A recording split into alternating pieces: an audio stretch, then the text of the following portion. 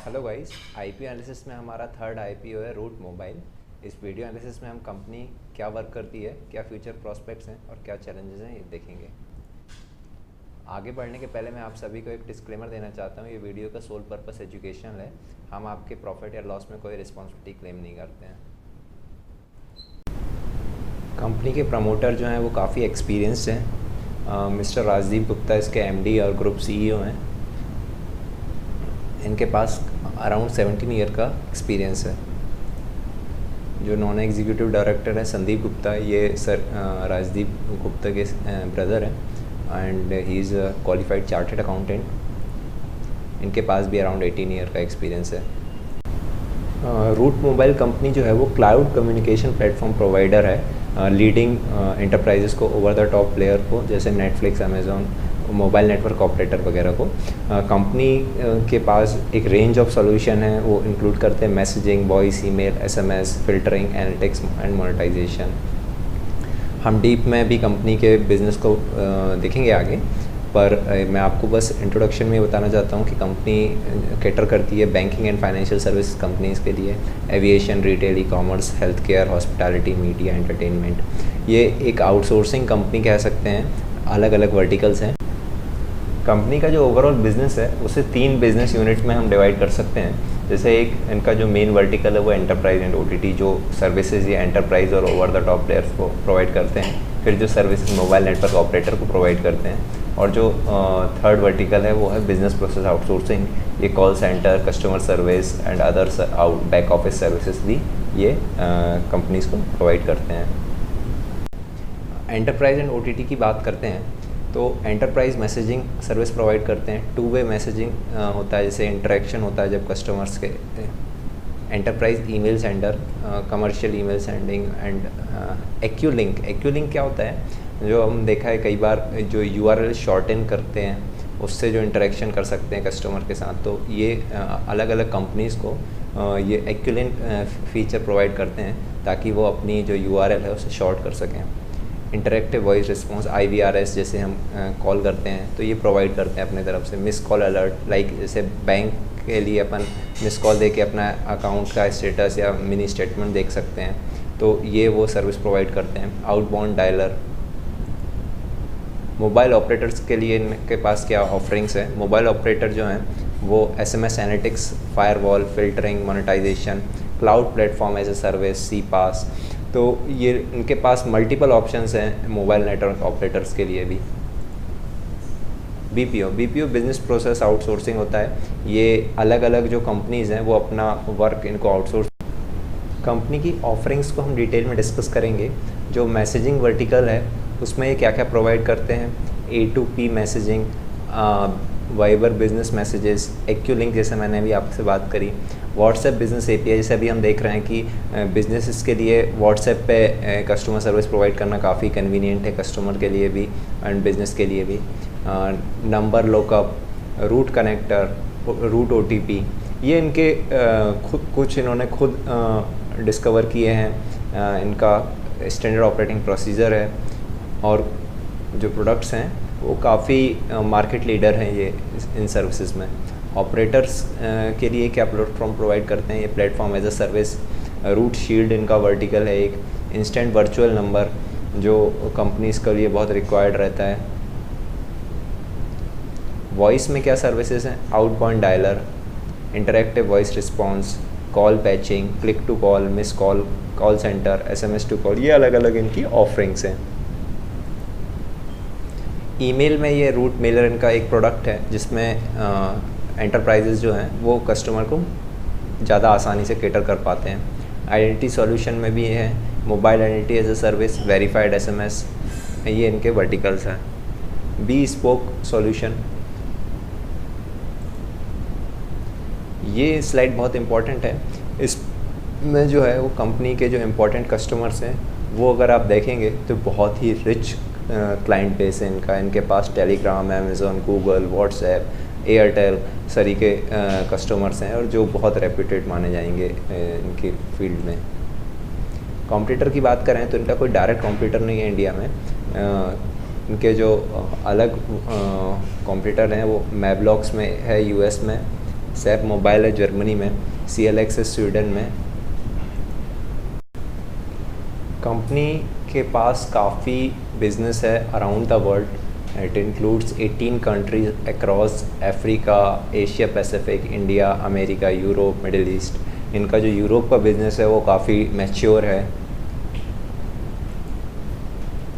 Company के जो major milestone है वो हम देख सकते हैं। 2004 में कंपनी स्टार्ट हुई थी, मतलब ये 16 साल पुरानी कंपनी है। कंपनी ने बहुत सी अप्स एंड डाउन्स देखे हैं और काफ़ी अभी रिसेंटली इन्होंने एक्विजिशन भी किए हुए हैं। कंपनी ने अपनी ऑफरिंग्स भी इंक्रीज़ की हैं।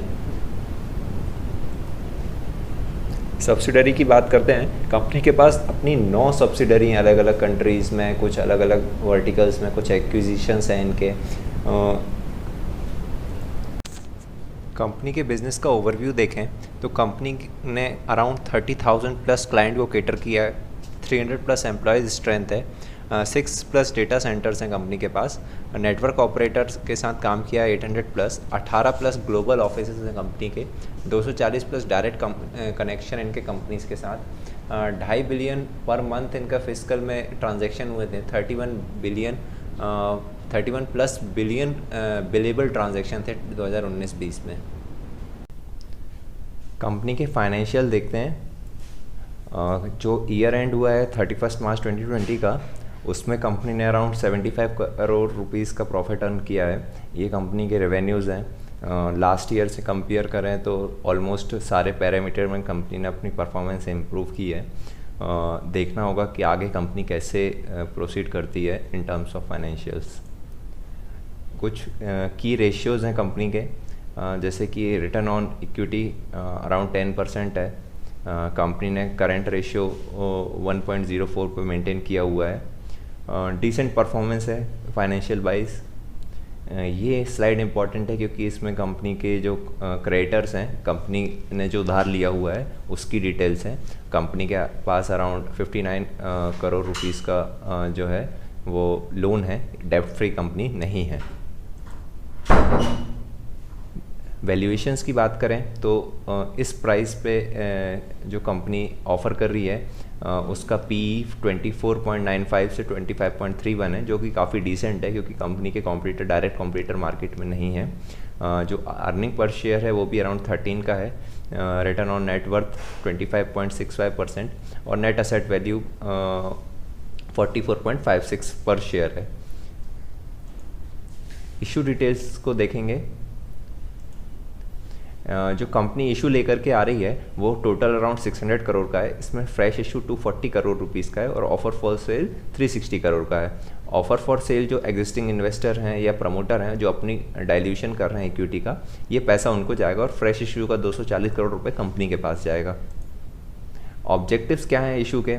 तो जो फ्रेश इशू है उससे कंपनी अपना रीपेमेंट करेगी बोरोइंग्स का, एक्विजिशन और स्ट्रेटेजिक इनिशिएटिव्स के लिए भी पैसा रिजर्व रखेगी और मुंबई में इन्होंने एक ऑफिस देखा एंड अदर कॉरपोरेट पर्पस के लिए भी कंपनी पैसा रिजर्व करेगी। प्रमोटर शेयर होल्डिंग की बात करें तो जो प्री इशू शेयर होल्डिंग वो अराउंड 96% है और पोस्ट इशू होल्डिंग भी 66.33% है, जो कि मोर देन इनफ है। Issue details around 600 crore, number of share offering हो रही है 1 करोड़ 73 लाख के अराउंड। फेस वैल्यू पर शेयर है वो ₹10 है। प्राइस बैंड जो है वो 345 से 350 है और आप मिनिमम 1 लॉट के लिए अप्लाई कर सकते हैं और पर लॉट आपको अराउंड 14,000 पे करना रहेगा। IPO का जो शेड्यूल है वो अराउंड 9 सितंबर को ओपन हो रहा है और क्लोज इशू हो रहा है 11 सितंबर को। अलॉटमेंट आपको हो जाएगा 16 सितंबर तक और जिनको अलॉटमेंट नहीं होगा उनका पैसा रिफंड हो जाएगा 17 सितंबर को और जिनको अलॉटमेंट हो जाएगा उनको क्रेडिट हो जाएंगे शेयर उनके डीमेट अकाउंट में 18 तारीख को और कंपनी लिस्ट हो रही है 21 सितंबर। इशू साइज़ की बात करें तो इसमें जो रिटेल इंडिविजुअल इन्वेस्टर है उसके लिए 35% रिजर्व किया हुआ है। जैसे कि अभी हमने हैप्पीएस्ट माइंड में देखा था उसमें लोगों को अलॉटमेंट मिलना बहुत मुश्किल है, लेकिन यहाँ पे चांसेस ज़्यादा हैं। QIBs के लिए 50% है और नॉन इंस्टीट्यूशनल इन्वेस्टर के लिए अभी अराउंड 15% है।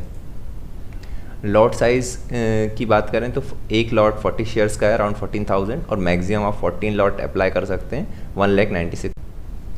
कंपनी की स्ट्रेंथ को समराइज़ करें तो इनके पास डाइवर्सिफाइड ऑफरिंग्स हैं। इनके पास व्हाट्सएप एपीआई से लेके बीपीओ सर्विसेज तक काफ़ी रेंज ऑफ प्रोडक्ट्स हैं जो इनके क्लाइंट्स के लिए अवेलेबल हैं। मोबाइल नेटवर्क ऑपरेटर पे फोकस करते हैं। जैसे कि आप देख सकते हैं इंडिया में अराउंड 90 करोड़ एक्टिव फ़ोन्स हैं, 50 करोड़ के लगभग इंटरनेट यूज़र्स हैं। तो जो प्रॉस्पेक्ट्स हैं, और वर्ल्ड वाइड की बात करें क्योंकि कंपनी अराउंड 18-19 लोकेशंस में वर्क करती है across Africa, Asia, Europe, middle east, north America. तो जो इनका बिज़नेस है वो काफ़ी मैच्योर हो चुका है। अराउंड 16 ईयर्स से वर्क कर रही है कंपनी। 2004 में स्टार्ट हुई थी। स्केलेबल डिलीवरी प्लेटफॉर्म है। इनका इंफ्रास्ट्रक्चर जो है वो एक्सपीरियंस प्रमोटर हैं और काफ़ी दिनों से कंपनी के साथ हैं। जो इनके 26,000 से ज़्यादा क्लाइंट हैं, उन्हें पर मंथ ये अराउंड 3,000 क्लाइंट्स को बिल करते हैं at consolidated level. 800 plus mobile network operator के साथ वर्क करते हैं ये ग्लोबली। तो काफ़ी रोबस्ट बिजनेस है इनका, और डायरेक्ट इंडिया में कोई ऐसा डायरेक्ट कंप्लीट कॉम्पिटिटर नहीं है। इनकी ऑफरिंग्स इतनी ज़्यादा हैं कि ये जो मार्केट में डायनेमिक्स आते हैं उसके अकॉर्डिंग एडजस्ट करते रहते हैं, और कांस्टेंट इनोवेशन के लिए भी कंपनी कमिटेड है। कंपनी के पास कुछ चैलेंजेस भी हैं। सबसे बड़ा चैलेंज है इनका एम्प्लॉयज़ को रिगार्डिंग, क्योंकि इनका अल्ट्रेशन रेट है वो इंक्रीज़ होकर ना 40% के अराउंड हो चुका है। Company 16th year of operation है, फिर भी इनकी जो टीम है वो अराउंड 300 पीपल्स की है। और apart from promoter and few personal, इनके जो की मैनेजमेंट पर्सनल है वो बहुत इनका लॉन्ग ड्यूरेशन से कंपनी के साथ नहीं जुड़े हुए हैं। यूपीआई बहुत ज़्यादा पॉपुलर हो रहा है, तो उनका जो ओटीपी वाला बिज़नेस है वो कह सकते हैं थोड़ा सा इफेक्ट हो रहा है। लेकिन अदर एवेन्यूज़ भी हैं और डिजिटाइजेशन हो रहा है, तो उस कारण से कंपनी को बिज़नेस वाइज कोई प्रॉब्लम नहीं है। पर सप्लाई साइड इश्यूज़ हो सकते हैं, क्योंकि जियोपॉलिटिकल इश्यूज़ भी हैं कोविड के कारण। कंपनी को इनोवेशन में बहुत ज़्यादा वर्क करना है, क्योंकि स्टार्टअप्स जो हैं वो अलग अलग ऑफरिंग लेकर के आ रहे हैं। टैक्स लिटिगेशन है कंपनी के पास कुछ, और ये थर्ड पार्टी वेंडर्स के साथ काम करते हैं, तो इनको ट्राई के रेगुलेशन के साथ भी ये बहुत ज़्यादा बाउंडेड रहते हैं। और कंपनी अक्सर जो है वो लिटिगेशन और कंप्लायंस इश्यूज़ में अफेक्ट होती रहती है। कंपनी के जो 9 डायरेक्ट सब्सिडरीज हैं और 12 स्टेप डाउन सब्सिडरीज हैं, तो जो ऑर्गेनाइजेशन स्ट्रक्चर है वो काफ़ी मैसी है। बेटर होगा कि कंपनी इनको और कंसोलिडेट करे ताकि एफिशिएंसी आए। मैं आपको यही कहना चाहूँगा कि कंपनी को डिमांड साइड इश्यूज़ तो नहीं हैं। कंपनी ने काफ़ी अच्छा बिज़नेस बिल्ड किया हुआ है अराउंड 18-19 कंट्रीज़ में। जो कंपनी का मैनेजमेंट है वो बहुत इंटरेस्टेड है कंपनी में। पोस्ट इशू होल्डिंग भी अराउंड 66% है। जो कंपनीज़ के बिज़नेस साइड हैं, वर्टिकल्स हैं अलग अलग, जैसे एसएमएस, ईमेल्स वगैरह, ये हमारे पार्ट ऑफ लाइफ हो चुके हैं।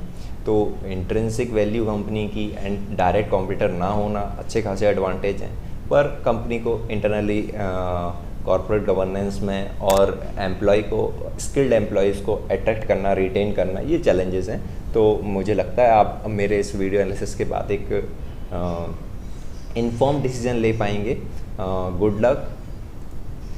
इस वीडियो को प्रिपेयर करने के लिए मैंने कंपनी का रेड हेयरिंग प्रोस्पेक्टस, कंपनी की वेबसाइट और एनुअल रिपोर्ट थी उसका डिटेल स्टडी किया हुआ है। आई होप आपको इस वीडियो एनालिसिस से एक इन्फॉर्म डिसीजन लेने में मदद मिलेगी। Thank you. मैं आपसे रिक्वेस्ट करूँगा आप इस चैनल को लाइक, सब्सक्राइब करें। Thank you.